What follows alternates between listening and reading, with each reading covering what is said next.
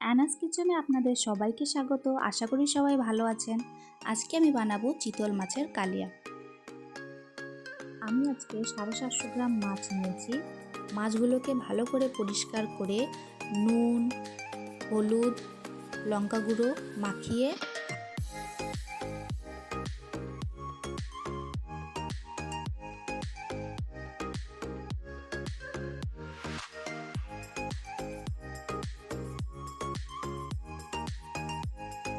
এক চামচ তেল দিয়ে মাখিয়ে রেখে দেব। আজকের রেসিপিটা যদি আপনাদের ভালো লাগে আমার চ্যানেলটিকে লাইক, শেয়ার, সাবস্ক্রাইব করে আমার পাশে থাকবেন।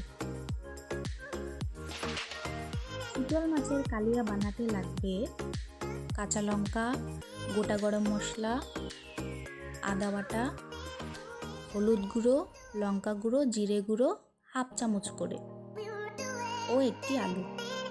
প্রথমে কড়াই গরম হলে তেল দিয়ে দিলাম।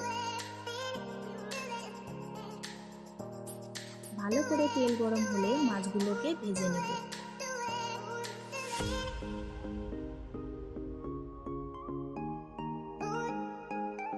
ওই তেলের মধ্যেই তেজপাতা, জিরে ও গোটা গরম মশলা দিয়ে দিব।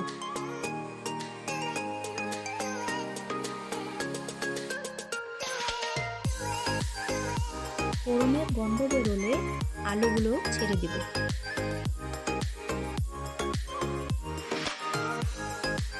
আলুগুলো ভালো করে ভাজা হয়ে গেলে মশলার মধ্যে অল্প করে জল দিয়ে দিব।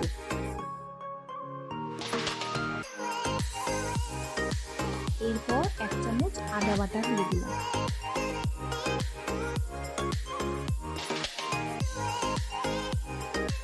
স্বাদ মতো নুন দিয়ে দিলাম। ভালো করে মশলাগুলোকে কষিয়ে নেব। এরপর মশলাগুলোর থেকে তেল ছেড়ে দিলে এরপর পরিমাণ মতো জল দিয়ে দিব। 3-4টে কাঁচা লঙ্কা দিয়ে দিলাম।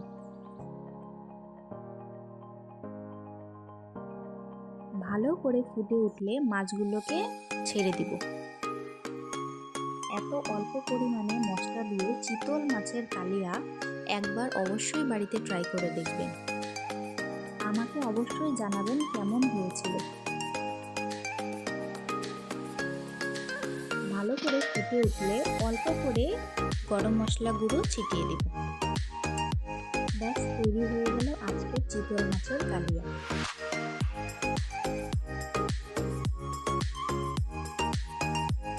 আপনারা খুবই সহজে এটা বাড়িতে বানিয়ে নিতে পারবেন, খুবই অল্প মশলা দিয়ে।